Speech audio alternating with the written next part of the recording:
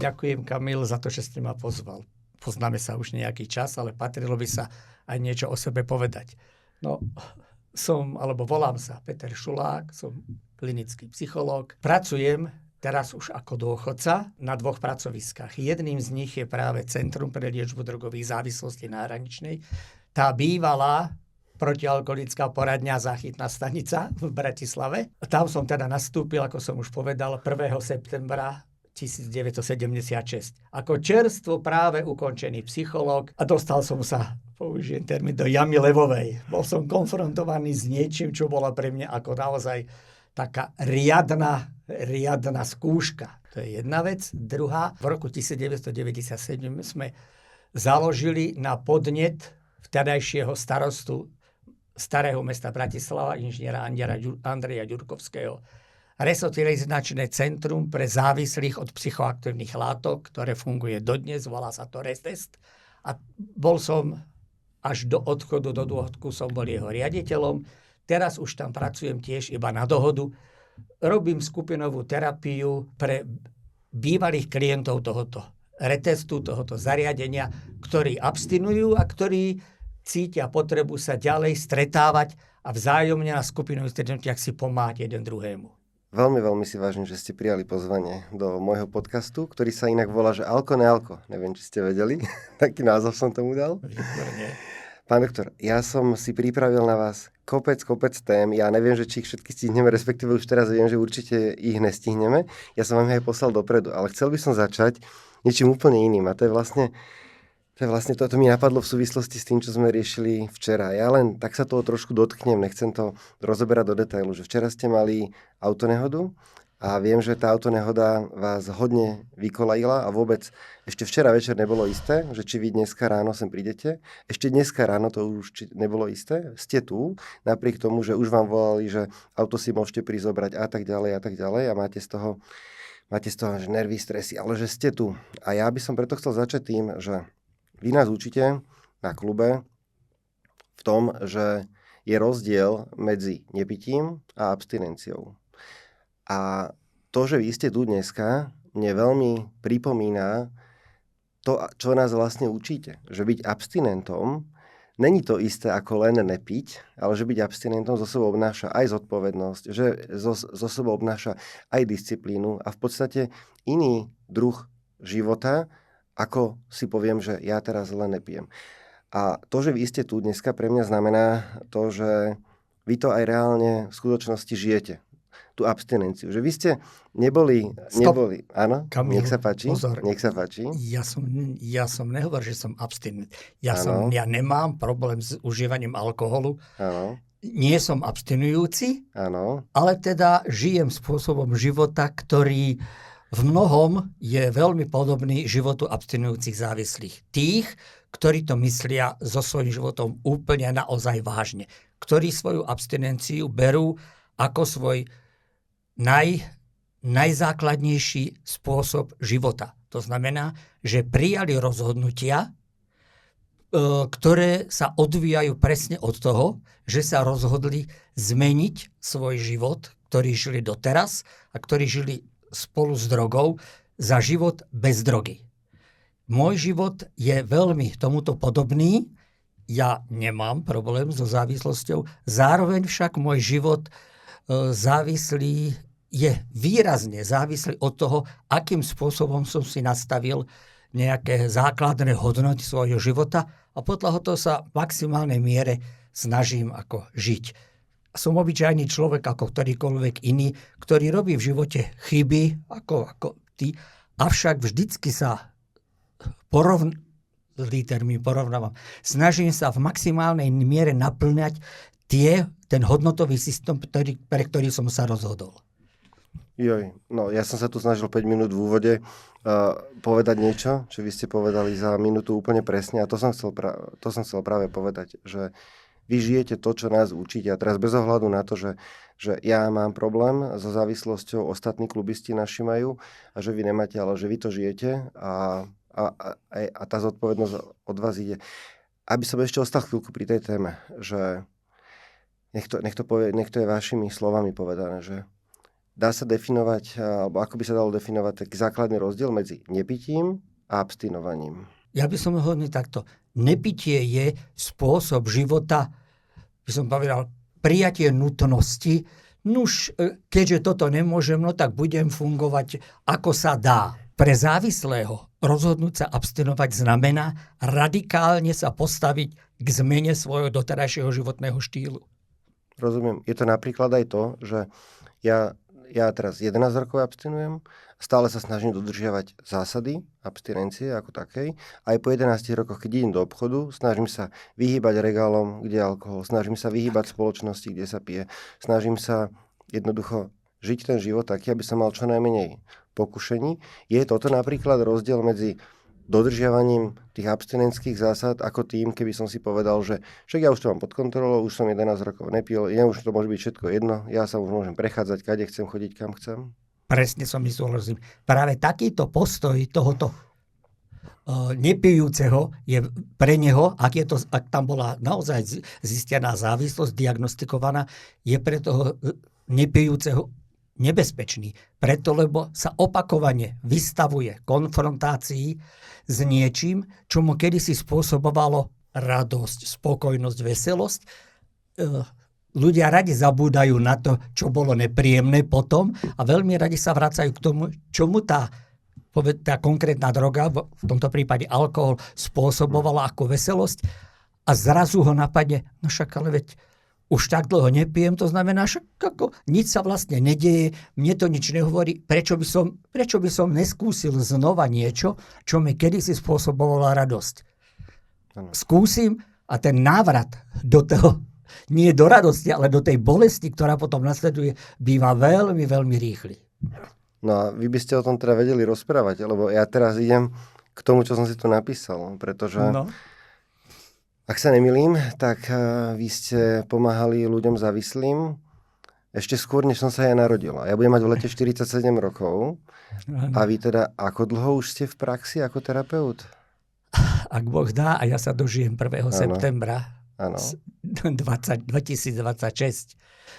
pri zdravom rozume relatívne, tak to bude 50 rokov, čo som nastúpil ako klinický psychológ do kedysi protialkoholickej poradne a záchytnej stanice v Bratislave na Hraničnej 2.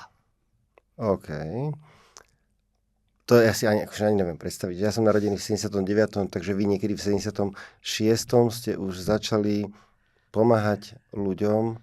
Vedeli by ste zrátať zhruba, že koľkým ľuďom ste pomohli od drog, akýchkoľvek? Za tých 50 rokov?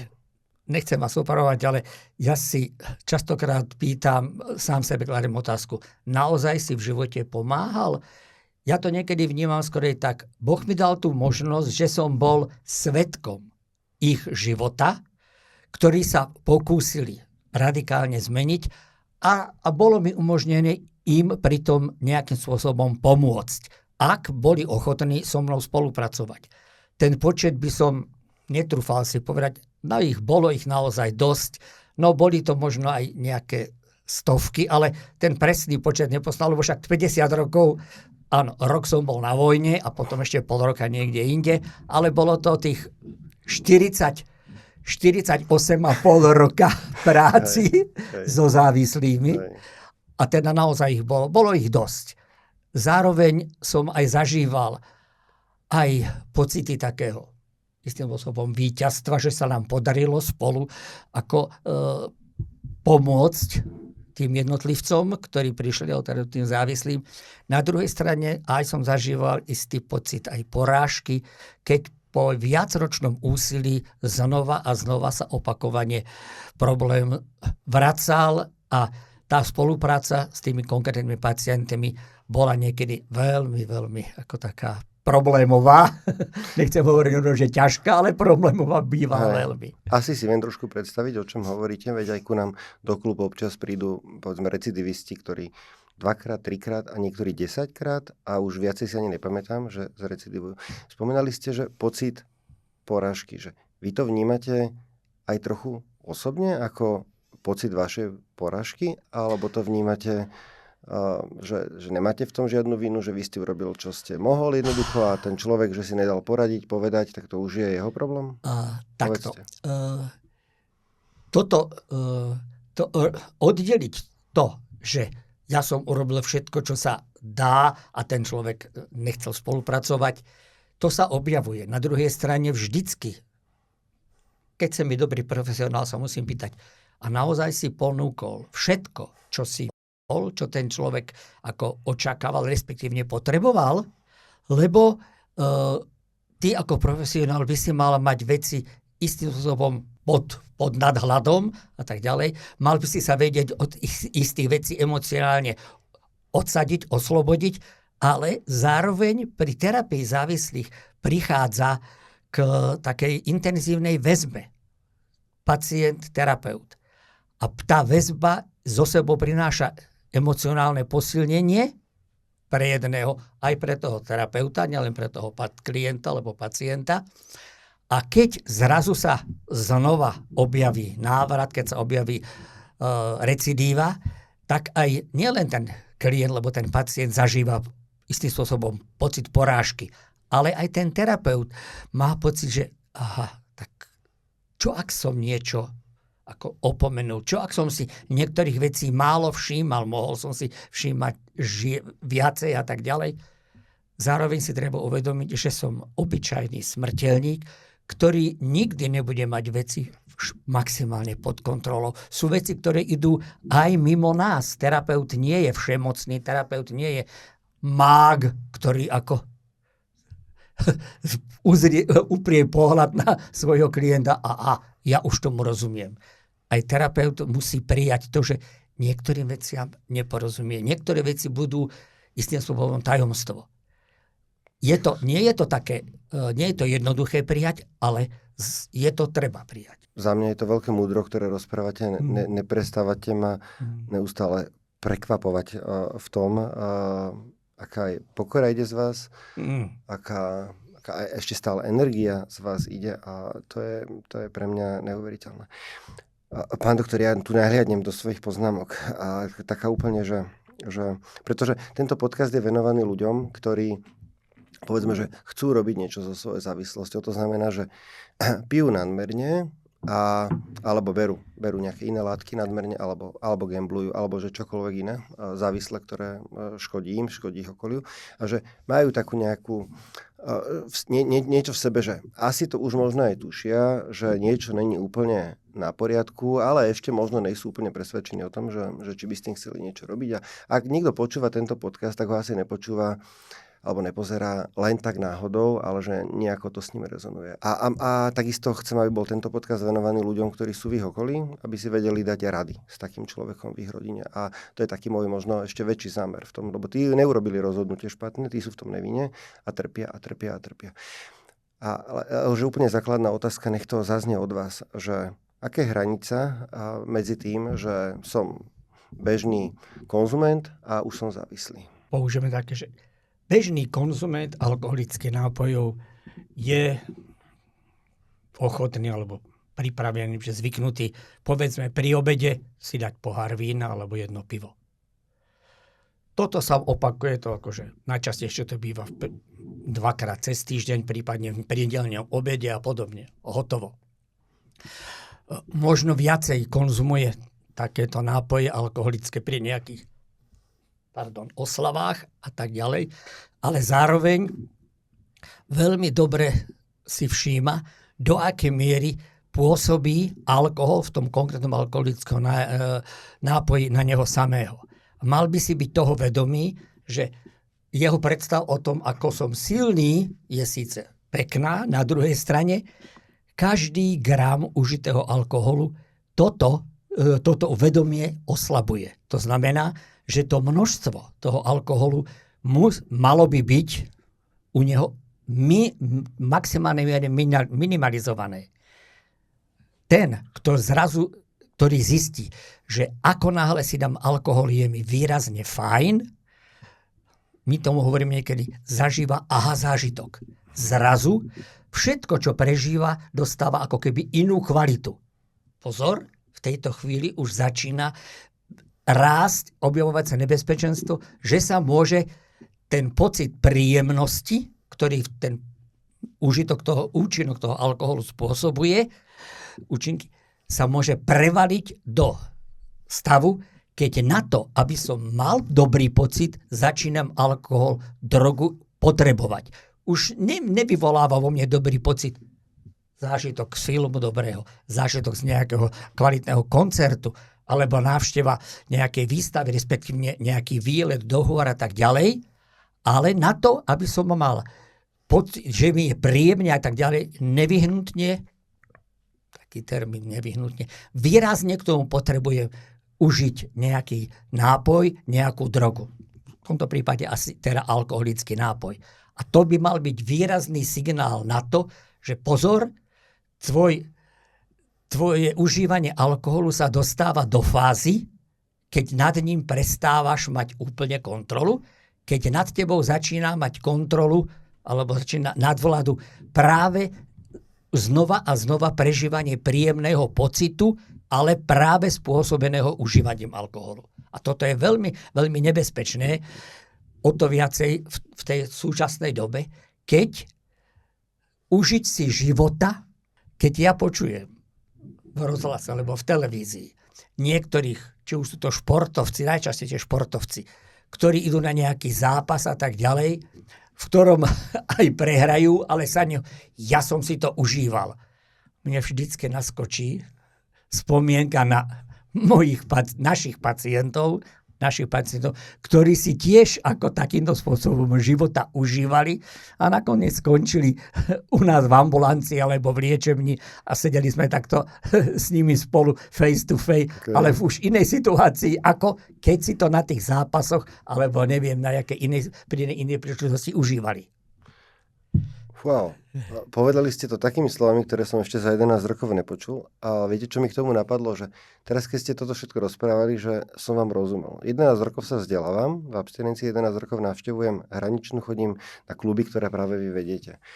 A dneska tomu rozumiem. Ale išlo mi hlavou aj jedna taká myšlienka, že keby mi toto rozprávate pred viac ako 11 rokmi, keď som pil, tak už počas toho, jak to rozprávate, by som si vytváral obranné mechanizmy, vytváral by som si výhovorky, ale vtedy by som tomu tak nehovoril, vytváral by som si argumentácie veľmi sofistikované, veľmi jasné a rozumné.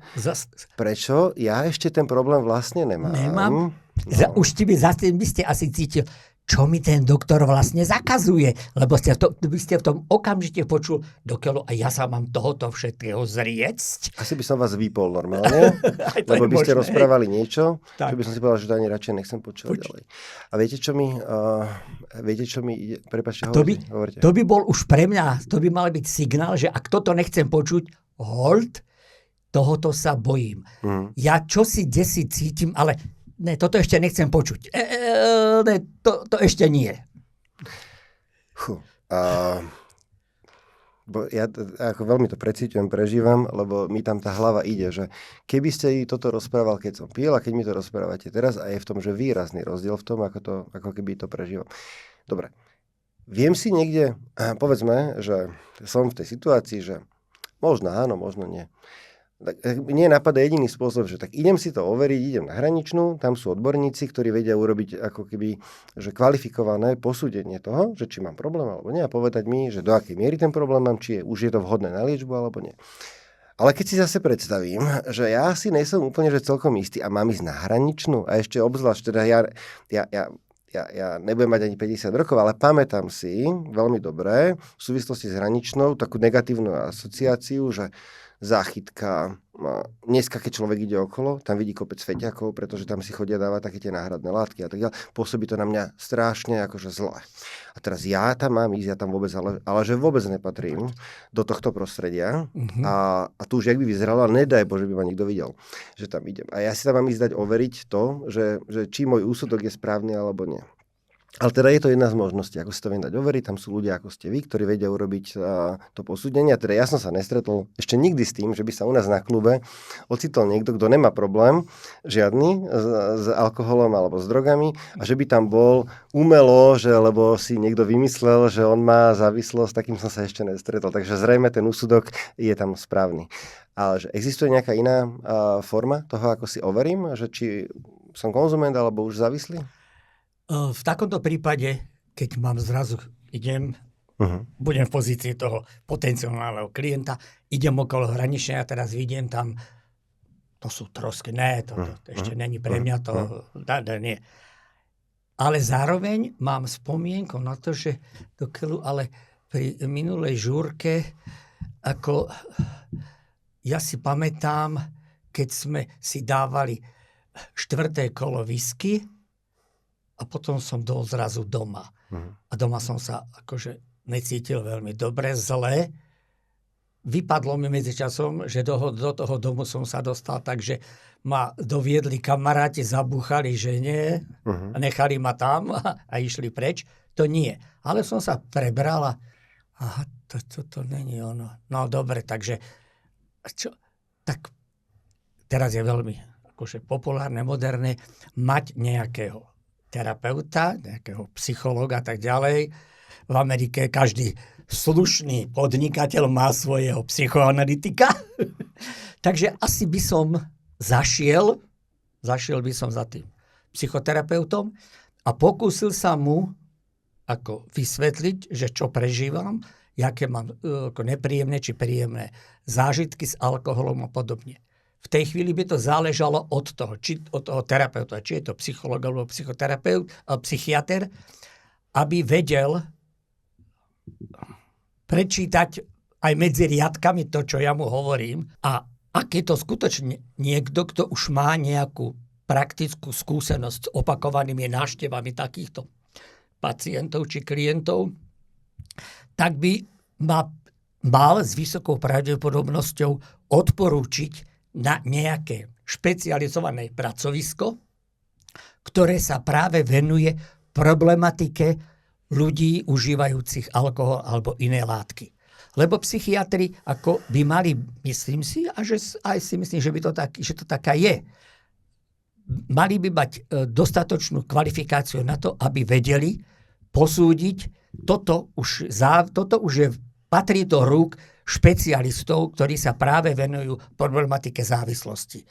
Bežný psychiater nemusí ako byť super profesionál práve v diagnostike závislosti, ale mal by vedieť, odhadnúť, tak toto už patrí nielen do mojej ambulancie, ale špeciálnej ambulancie pre závislosti. Myslím, že viem, o čom hovoríte. Viackrát sme sa stretli na klube s tým, že ľudia by tam možno boli oveľa skôr, keby sa radili s ľuďmi kompetentnými posúdiť tú ich závislosť. A naozaj, že si myslím, že tie špecializácie jednotlivých tých že psychiatrov alebo psychologov nie sú len tak náhodou a naozaj sa nám stalo to, že došiel pacient úplne že rozbitý, ktorý pil 10 rokov a povedal, že pred 5 rokmi bol u niekoho a ten mu povedal, že je všetko OK.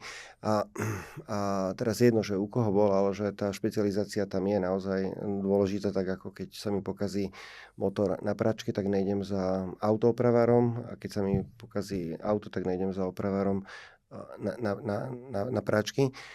Čiže tomuto rozumiem. Dobre, nepotrebujem to ďalej rozoberať.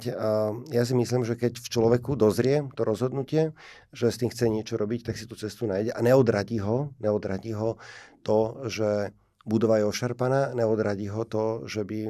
A ak sa mu nejak v konečnom dôsledku, keď sa nikomu nepáči, hraničná vie ísť do Pezinka, vie ísť do Veľkého Zálužia, vie ísť do rôznych iných, ako keby liečební, vie ísť navštíviť normálne doktora, psychologa, psychoterapeuta, nejakého adiktologa a tak ďalej, že tú cestu si tam proste ten človek nájde. Pán doktor, ja tu mám ešte 1000 vecí a my už tu rozprávame skoro pol hodiny a už teraz mi je jasné, že nestihneme všetko. Ja by som chcel od vás počuť odpoveď na dve otázky, rovno ich poviem. Že aké najčastejšie dôvody pitia alebo brania iných látok počúvate od pacientov, že vyloženie, že čo vám oni hovoria, a na to nadväzuje otázka, Že čo počujete vy, keď vám to oni hovoria? Najčastejšie odpovede na to, prečo pije alebo užíva nejakú psychoaktívnu látku, keď príde už k nám na hraničnú do ambulancie pacient, je to, ja musím si vypiť, aby som sa necítil, neže lepšie, aby som sa necítil zle. To už naozaj svedčí o tom, že tam je závislosť jak vyšitá. To znamená, že alkohol už nie je ten, ktorý prináša len dobre. Alkohol už je ten, ktorý pomáha zvládať bežný život, keď mi je naozaj zle. Už mám vytvorenú takú závislosť, že ja potrebujem istú hladinu v krvi alkoholu, aby som sa prežíval relatívne normálne. Ale to není normálne. To už je iba vyrovnanie toho negatívneho pocitu, ktorý mám bez tej hladiny alkoholu. To znamená, že na to, aby som sa cítil dobre, musím si dať nejaký alkohol, len ten pocit dobra veľmi rýchlo, tá dávka mi veľmi rýchlo stupne tak, že znova sa dostanem do stavu opitosti. A to je to taký začarovaný kruh. Som v mínuse, niečo si dám, aby som bol v neutráli, ale aby som sa nedostal do mínusu, viem, že si musím dať ešte niečo viacej, lenže to už potom, ako nás si dám viacej, znova idem toľko, aby mi bolo naozaj fajn. No a skončí to opitosťou. Bože, viem, o čom hovoríte. A prosím vás, títo ľudia, ktorí majú tieto problémy, keď ku vám prídu, povedia, že ale za to môže môj manžel, za to môže moja manželka, za to môžu deti. Za to predsa môže šéf a podobne. Tak. Toto by som chcel od vás počuť, že čím najčastejšie sa stretávate, keď vám ľudia hovoria dôvody, pre ktoré jednoducho musia piť. No, tak áno, veľmi často to býva problém rodiny.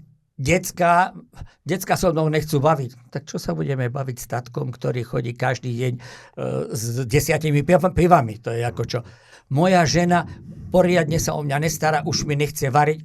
Tak ale veď sa nečuduj, že ti nechce variť.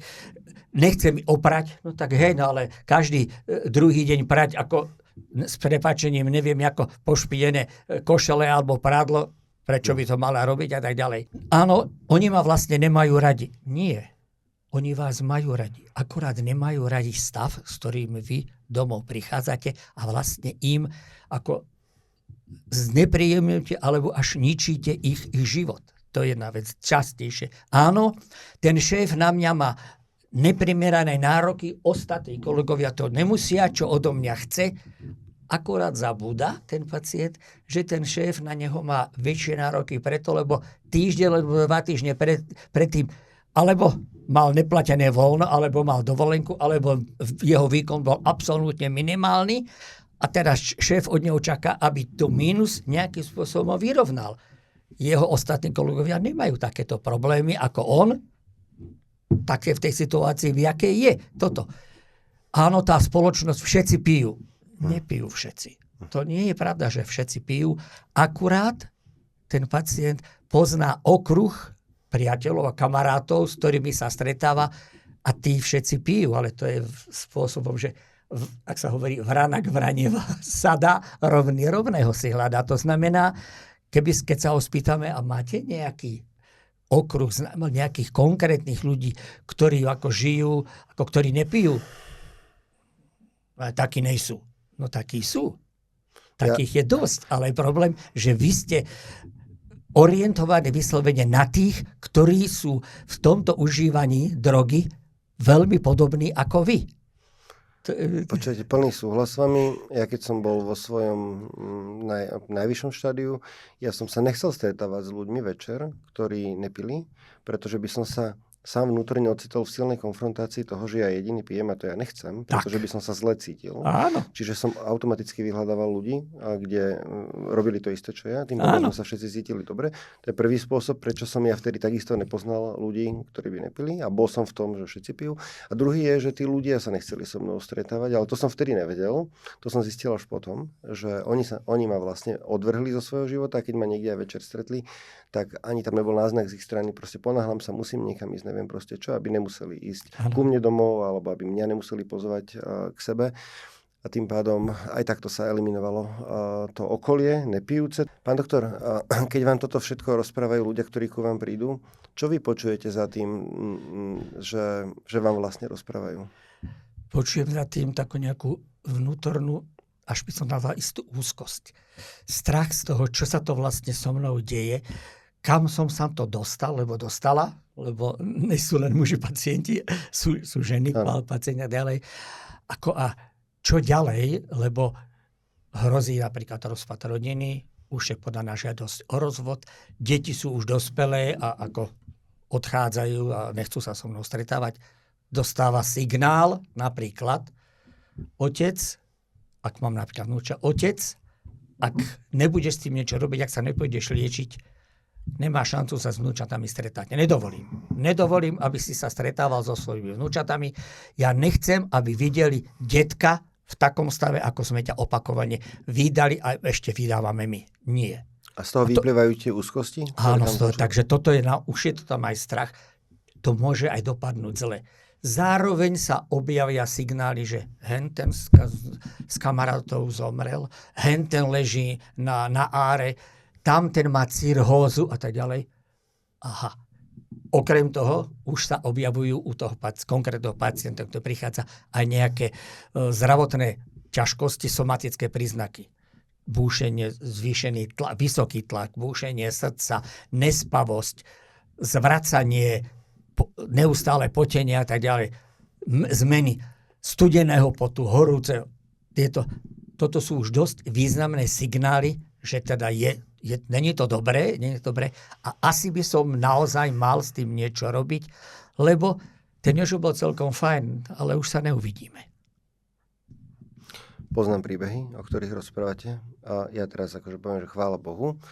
Ja som sa išiel liečiť, keď som mal 35 a aj napriek tomu som zažil vo svojom dovtedajšom živote, že mi umrelo pár kamarátov na drogy, hlavne že z Dubravky, ktorá bola kedy Dubravka a Petržalka boli tam také dve miesta, kde to po revolúcii sa veľmi rozmohlo.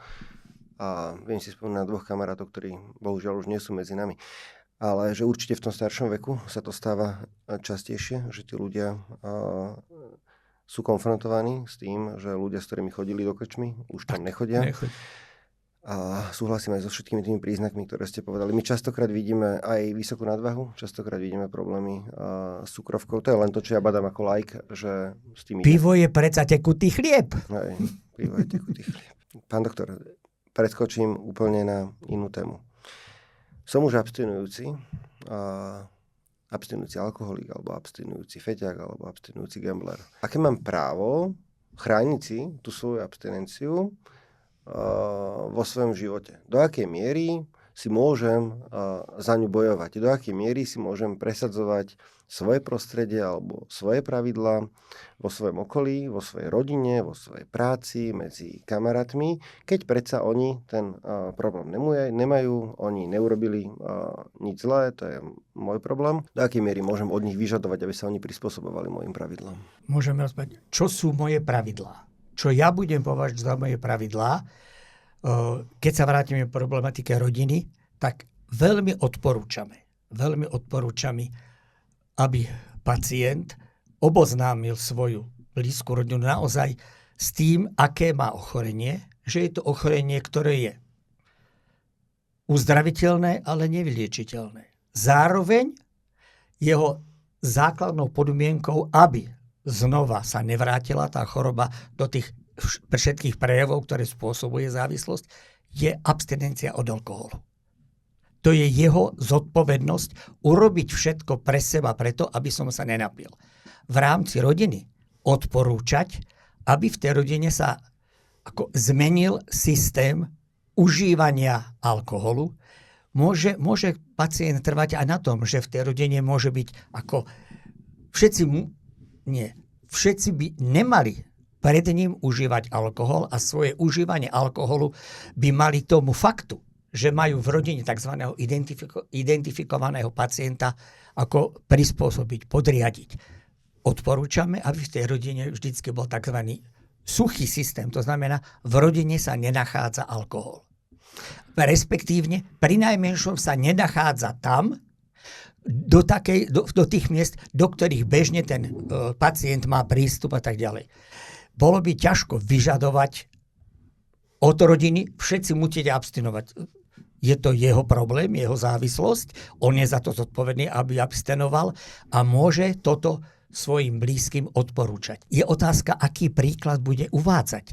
Lebo zažil som ako pacienta, ktorý keď pil, tak robil problémy rodinu, ako takto to všetko bude a podľa mňa a musíte tolerovať, že ja som taký, aký som. Keď sa liečil, začal abstinovať, otočil to o 180 stupňov a musíte všetko robiť preto, aby som sa ja nenapil.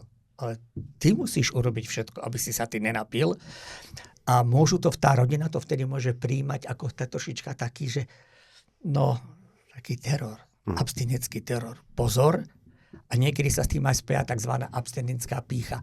Ja som nejaký lepší ako vy. Pozor, nie si lepší.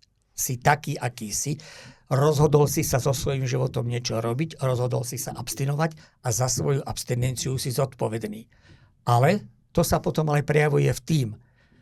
Treba ako rodine vysvetliť, blízkym, nebudem sa zúčastňovať osláv, kde sa výrazne podáva alkohol, keďže viem, že tá ponuka toho alkoholu by bola pre mňa veľmi namáhavá.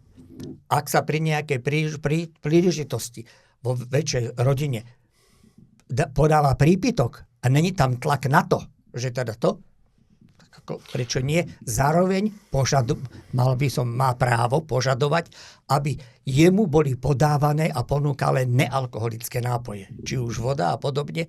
Nemal by ponúkať alkohol, nemal by sa fyzicky konfrontovať on s tým alkoholom. Mohol by trvať na tom, že povedzme na pracovisku v miestnosti, kde som ja, nebude alkohol. A to je predsa úplne bežné. Lege artis. Neviem, že na ktorom pracovisku je povolené podávať počas pracovnej doby alkohol. Myslím, že nie. Pán doktor, keď som ja pil, áno. Alkohol bol všade vo firme. Áno. A ku koncu sa podával už ráno na uvítanie. Podával sa stále. Nechcem povedať, že všetci kolegovia, ale tým, že ja som bol iniciátorom toho, daj si so mnou a teraz ešte ako šéf s nejakou autoritou, niektorí ľudia povedzme neodmietli a tak ďalej. A že tým vám len chcem povedať to, že áno, môže to byť dneska v pohode od rána do večera k dispozícii a všade. Áno, to s vami súhlasím, nespochybňujem, keď budem osobný. Teraz ste tiež šéfom nejakej inštitúcie. Podáva sa u vás v robote alkohol? Nie. A ja teraz preto otázku vlastne som vám dal, ale veľmi krásne si mi odpovedali to, že do určitej miery ako abstinent mám možnosti, mám svoje akoby nároky, ale nemôžem si to presadzovať na silu. Ja nemôžem teraz meniť celé svoje okolie na svoj obraz a nemôžem vyžadovať po všetkých, nemôžem na to do extrému, idem do divadla a nemôžem volať do divadla predtým, že nepodávajte tam alkohol. Alkohol, presne tak. Na prípitku, ale dobre, to je extrém. Hlavne mám rodinu a hlavne mám svoje pracovisko. Tak. Mám kamaráta abstinujúca alkoholika, ktorý keď začal abstinovať, tak požiadal o preradenie na inú pozíciu, kvôli tomu, že s tou jeho pozíciou sa jednoducho mal on spojené neustále pitie. Že bol ako obchodník a aj tí jeho obchodní partneri boli zvyknutí, že keď príde on na stretnutie, tak na uvoľnenie, na posilnenie vzťahov, na všetko toto. A on mal túto požiadavku na svojho šéfa, aby ho preradil. A ten šéf ho preradil, pochopil. A toto ma zaujíma, že do akej miery mám nárok si toto presadzovať. Že som v pozícii dneska v nejakej, kde je ten alkohol spätý s tou pozíciou. Alebo teda minimálne aspoň ja to tak vidím. Hej? Mám nárok si toto presadzovať a tlačiť na to, alebo jednoducho musím cuvnúť a povedať si, že keď šéf ma nepreradí, tak ja jednoducho budem chodiť po tých stretnutiach, tí moji obchodní partneri budú piť a ja piť nebudem a budem sa cítiť blbo, ale musím to nejako prekusnúť. Je to o tom, do akej miery si vážim samého seba, do akej miery som sa rozhodol byť zodpovedný sám za seba a rozhodol som sa prijať životnú filozofiu abstinujúceho závislého. A podľa toho sa musí ten klient rozhodnúť. Áno, nebudem chodiť. Ak by to malo byť aj spojené s tým, že by to mohlo nejakým spôsobom ohroziť moju profesionálnu kariéru, musím sa sám seba pýtať. Stojí mi to za to nebezpečie, že ten môj doterajší štýl života abstinujúceho závislého bude spochybňovaný, respektíve ohrozovaný. Ja si myslím, že abstinujúci závislý, ktorý to so svojím životom myslí vážne, by si mal dať toto na váhu a rozhodnúť sa, som zodpovedný za svoj život, ja, zo svoje zdravie a ja si chcem udržať svoj zdravotný stav v poriadku. To znamená, áno, musím prijať aj tie nevýhody, ktoré sú spojené s tým, že budem trvať na tom, aby som nebol vystavovaný alkoholu. To znamená, možno aj preradenie na nižšiu funkciu. Ja si myslím, že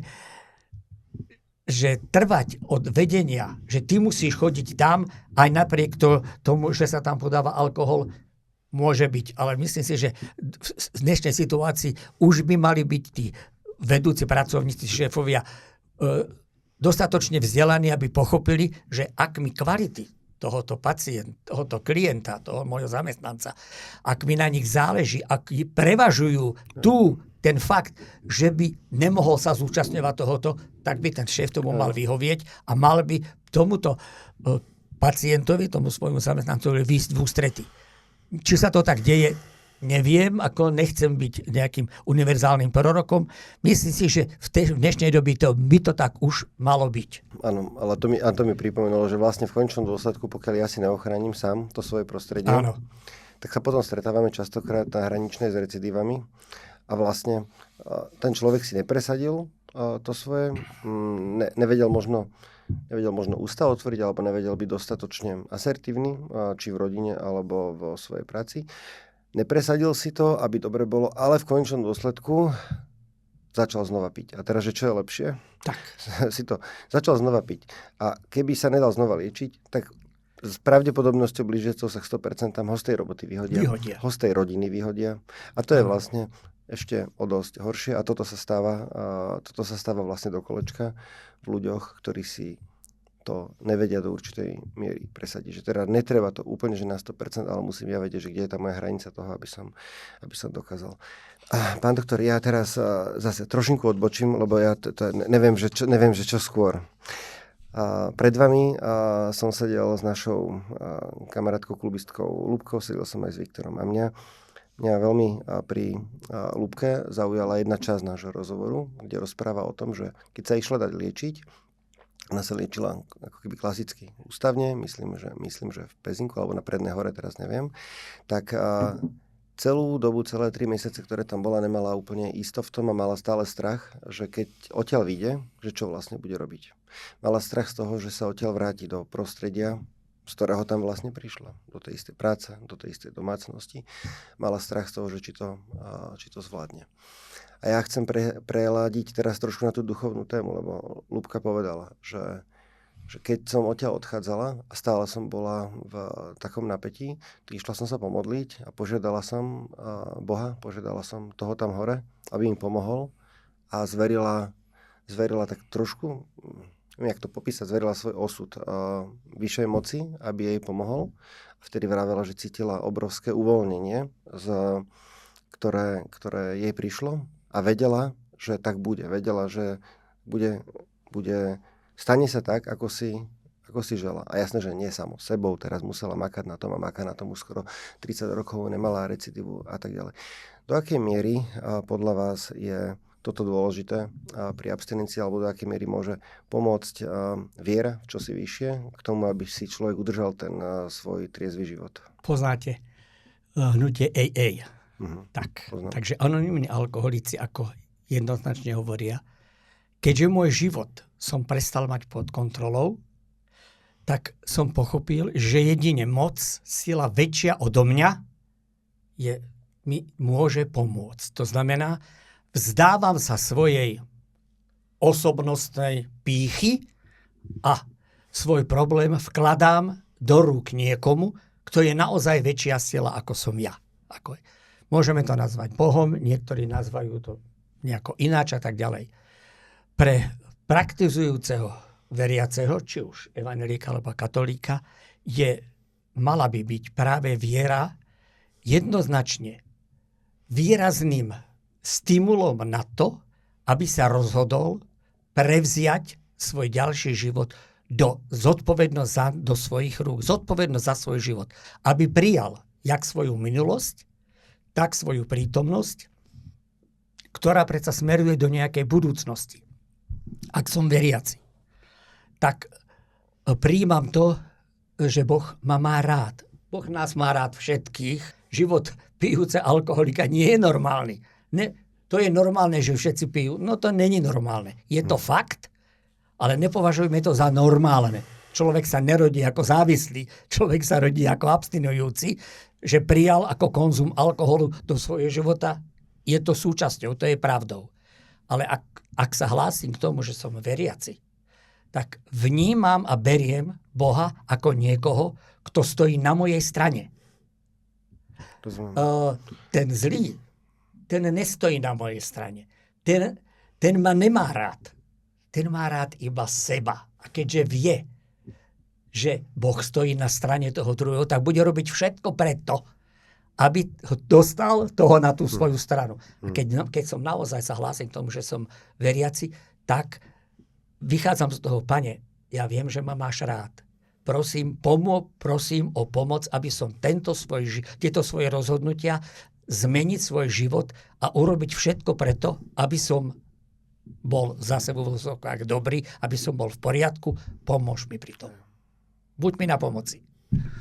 Pán doktor, veľmi ďakujem za tieto slova. Ja veľa rokov chodím na váš klub a nechcem povedať, že na každom, ale je veľa klubov, kde spomeniete práve vieru ako spôsob na riešenie nejakého druhu problémov.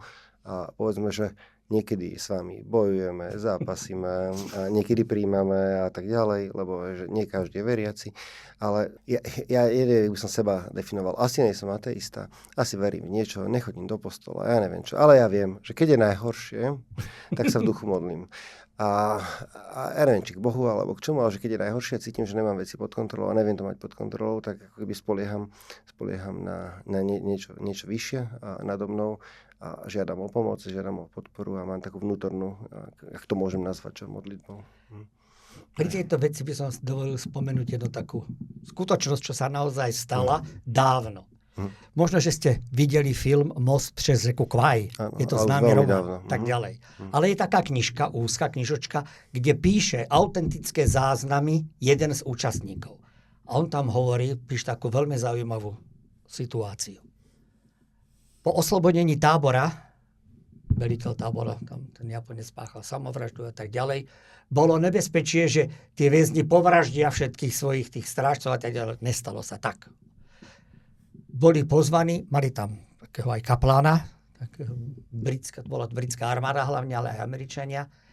Postavili sa na Appelplatz pred odchodom a ten kaplán z nich sa začal modliť. Otče náš, ktorý si na nebesiach a tak ďalej. Došli a odpust nám naše viny, ako i my. Ticho. Začali druhýkrát. Dostali sa ticho. Až tretí raz boli schopní celé to mužstvo tú modlitbu dokončiť. Odpust nám naše ako viny, ako i my odpúšťame svojim vinníkom. Tých vinníkov tam bolo strašne. Ale bez toho, aby boli schopní aspoň toto dokončiť, by z toho tábora, neviem, či niektorí odišli bez toho, aby spravili niečo zlé. Aby sa skruto nepomstili. To znamená, že viera je niečo, čo nás presahuje. Čo je mimo, čo je v nás a zároveň istým spôsobom aj mimo nás a my do tej viery sa vkladáme. Alebo nevkladáme. Je to naše osobné, individuálne rozhodnutie. Ďakujem veľmi pekne. Veľmi som vďačný za tento príspevok. Pán doktor, veľmi by som chcel pomôcť rodinám, kde je niekto závislý. Ano. Prosím vás, poradite, čo môžu robiť títo ľudia. Ak rodina si uvedomuje, že v rodine je niekto, koho u koho užívanie alkoholu naozaj spôsobuje nielen problémy jemu, ale aj ním, ostatným, tak by bolo naozaj veľmi vhodné, aby sa pokúsili vytvoriť v rodine istým spôsobom aj emocionálny tlak na to, že ten identifikovaný pacient musí s tým problémom začať niečo robiť. To znamená, že sa musí ísť dať liečiť. Môže tomu predchádzať aj to, že tá rodina sa pokúsi navštíviť príslušné pracovisko špecializované pre drogovej závislosti od psychoaktívnych látok a poradí sa s tými profesionálmi, čo môžu a majú urobiť na to, aby sa ten problém začal riešiť. Je potrebné, aby ten tlak bol, by som povedal, jasný, trvalý, zároveň, aby tomu pacientovi konkrétnemu bolo jasne povedané, máme ťa radi, záleží nám na vás, ale toto, čo robíš, nás všetkých ohrozuje a ty sa musíš rozhodnúť. Alebo ty budeš spôsobom života pokračovať, ktoré doteraz, ale potom už mimo nás, my sme ochotní ti pomôcť. My sme trpezliví, máme ťa radi, ale keďže tento spôsob života, ktorý vedieš, nám všetkým spôsobuje bolesť, budeme sa musieť s tebou nejakým spôsobom rozlúčiť. Okay. Musíme sa rozlúčiť. Ja si myslím, že ten tlak môže byť ako dostatočne silný a vytvára sa ako dostatočne na to, môže byť tvorený, aby sa ten konkrétny pacient išiel liečiť. Poznám však prípady, že ten pacient, ako býva to najčastejšie u závislých od tvrdých drog, mladých, ktorý sa nechce, on sa rozhodne ide na ulicu a podobne. A opakované prípady sú, že nakoniec to skončí tragicky. Boli aj také prípady, že matka, keď prišla k nám, potom, okrem toho, že teda pracujem na hraničnej, pracujem v takom špecializovanom resocializačnom centre pre závislých, volá sa to Retest, v Bratislave je to. A tá matka nám potom hovorila, že v tých najtvrdších situáciách, najťažších chvíľach, keď všetko zlato bolo z domu preč, čo sa dalo televízor a tak ďalej, opakované návštevy policajtov, vyšetrovania a tak ďalej, už hovorila, no lepšie, keby ho nebolo. Keď toto počujete od matky toho syna, našťastie, teda syn sa dostal k nám, absolvoval najprv liečo, potom resocializáciu, fungoval. Beží to ďalej. Čo je dneska s ním presne, neviem. Bolo to v priebehu niekoľkých rokov naspäť.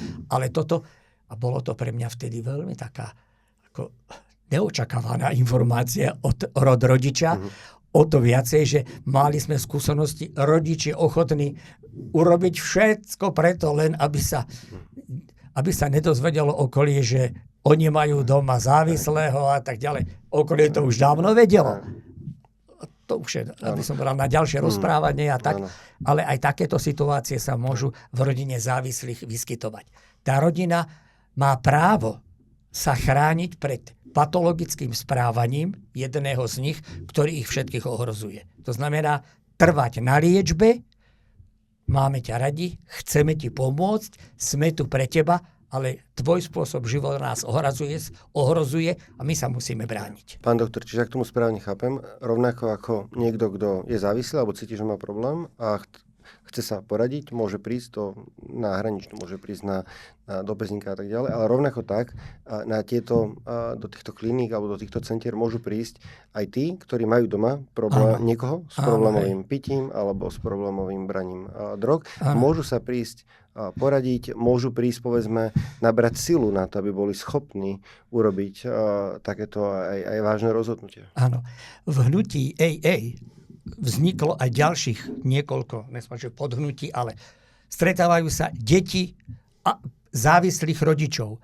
Manželi alebo manželky závislých, ktorí majú samé tzv. Svojpomocné skupiny, ktoré vzájomne si pomáhajú, kde sa zdieľajú navzájom, ako to je v našej rodine, čo robím ja, čo robíme my, ako my sa vstaviame k svojim rodičom, ktorí ešte sa neliečia, ale vieme, že sú závislí, spôsobujú takéto problémy. Čo s tým môžeme urobiť? Ako to prežívate vy? Takéto skupinou svojpomocných už aj na Slovensku a konkrétne v Bratislave je niekoľko. Nevedel som o tom. Veľmi pekne ďakujem. Pán doktor,